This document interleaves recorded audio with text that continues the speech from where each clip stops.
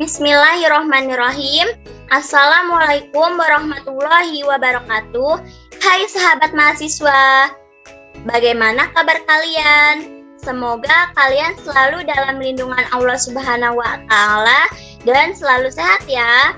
Perkenalkan, nama saya Siti Humairah dari program studi Pendidikan Guru Sekolah Dasar Universitas Muhammadiyah Jakarta, Fakultas Ilmu Pendidikan. Di sini saya dan teman saya Septi Rehani ingin sedikit menjelaskan mengenai konsep dasar pengelolaan kelas untuk memenuhi tugas pada mata kuliah Manajemen Pengelolaan Kelas dengan dosen pengampu Bapak Solehudin MPD. Sahabat mahasiswa tahu nggak sih seberapa pentingnya proses dalam pengelolaan kelas? Memang seberapa pentingnya sih? Penting sekali, karena proses pengelolaan kelas merupakan hal yang penting bagi siapa saja, terutama seorang guru, karena seorang guru yang sering berkecimpungan dalam dunia pendidikan, yang dimana guru akan selalu memberikan kesempatan seluas-luasnya kepada peserta didik dalam bentuk kegiatan kreatif, dan guru pun akan selalu membimbing siswanya agar dapat efektif menggunakan waktu, dana, dan yang tersedia untuk kegiatan kelas yang sangat relevan dengan kurikulum maupun pengembangan siswa. Nah, sekarang aku bakal jelasin apa sih manajemen kelas itu. Secara umum, manajemen kelas adalah penyediaan fasilitas untuk berbagai kegiatan belajar siswa di lingkungan sosial, emosional, dan intelektual kelas. Fasilitas tersebut memungkinkan siswa untuk belajar dan bekerja menciptakan suasana sosial yang memberikan kepuasan, suasana disiplin, perkembangan intelektual, emosional, dan bersikap, serta apresiasi pada siswa dalam proses pembelajaran di lingkup satuan pendidikan. Sekarang aku akan ngejelasin pengertian pengelolaan kelas. Pengelolaan kelas merupakan sebuah kemampuan dan keterampilan khusus yang dimiliki oleh seseorang untuk dapat melakukan sesuatu kegiatan baik secara perorangan maupun bersama orang lain atau melalui orang dalam upaya mencapai tujuan organisasi secara produktif, efektif, dan efisien. Guru bertugas menciptakan, memperbaiki, dan memelihara organisasi kelas sehingga individu dapat memanfaatkan kemampuannya, bakatnya, dan energinya pada tugas-tugas individu. Maka dapat diartikan bahwa pengelolaan kelas tidak hanya mempertahankan suasana kelas, tetapi juga seluruh aspek yang berkaitan dengan pengelolaan kelas. Kalau menurut Siti, apa sih arti pengelolaan kelas itu? Yang saya ketahui, pengelolaan kelas itu menurut bahasa terdiri dari dua kata. Yang pertama itu ada pengelolaan, yang kedua ada kelas. Pengelolaan merupakan terjemahan dari kata manajemen, berasal dari kata to manage, berarti pengaturan, penegakan, administrasi, pengontrolan, dan perlakuan. Dengan kata lain, manajemen sendiri berarti sama dengan istilah pengelolaan. Menurut Sudarsana tahun 2017, pengelolaan kelas adalah kegiatan yang menciptakan dan memelihara kondisi kelas yang optimal bagi proses belajar mengajar. Misalnya, seperti menghentikan perilaku siswa yang mengalihkan perhatian kelas, memberi penghargaan kepada siswa yang telah menyelesaikan PR pada tepat waktu. Terus yang ketiga, menetapkan norma kelompok untuk meningkatkan produktivitas. Nah, di sini pengelolaan kelas itu sangat diperlukan ya teman-teman, karena perilaku siswa itu hari demi hari itu berubah-ubah. Oleh karena itu, pendidikan selalu dinamis dalam bentuk tingkah laku, emosi siswa, sikap mental. Nah, pengelolaan kelas dapat didefinisikan sebagai upaya yang dilakukan untuk menciptakan tujuan belajar mengajar yang efektif dan lebih menyenangkan. Nah, selanjutnya yang kedua, dalam pengelolaan kelas itu memiliki tujuan. Kira-kira Septi bisa menjelaskan tidak ya tujuannya apa saja? Oke, sekarang aku akan jelasin tujuan pengelolaan kelas. Tujuan pengelolaan kelas yang aku ketahui adalah agar setiap anak di kelas itu dapat belajar dengan tertib sehingga segera tercapai tujuan pengajaran secara efektif dan efisien. Lalu ada tujuan secara umum. Tujuan pengelolaan kelas secara umum adalah penyediaan fasilitas bagi bermacam-macam kegiatan belajar peserta didik dalam lingkungan sosial, emosional, dan intelektual dalam kelas.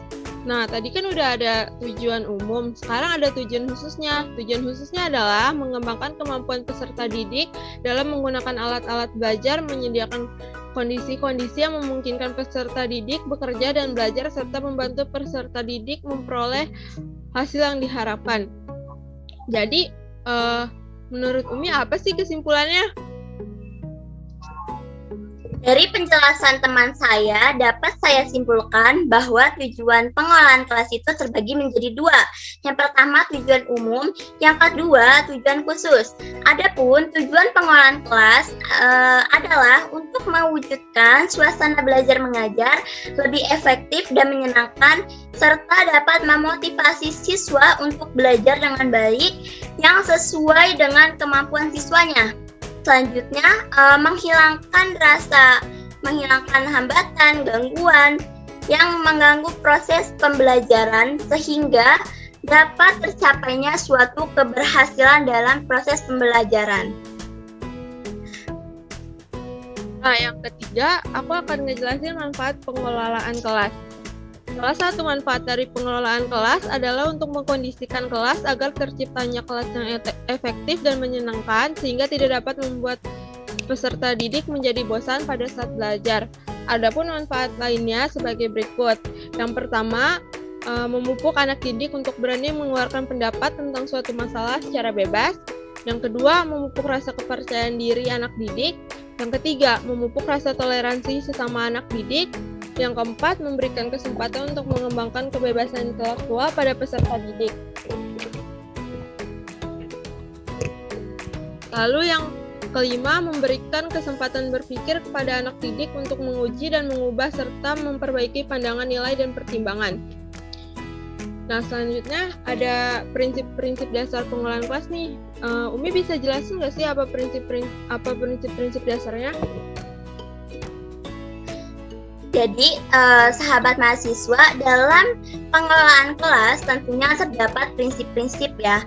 Nah, di dalam pengelolaan kelas ini terdapat 6 prinsip dasar, yaitu yang pertama ada kehangatan dan keantusiasan. Artinya, guru yang bersikap hangat dan ramah, yang sering menunjukkan sikap antusiasnya kepada siswanya. Dan terhadap kegiatan-kegiatannya, terhadap siswanya juga yang akan menemukan pengelolaan kelas. Selanjutnya, prinsip yang kedua ada tantangan.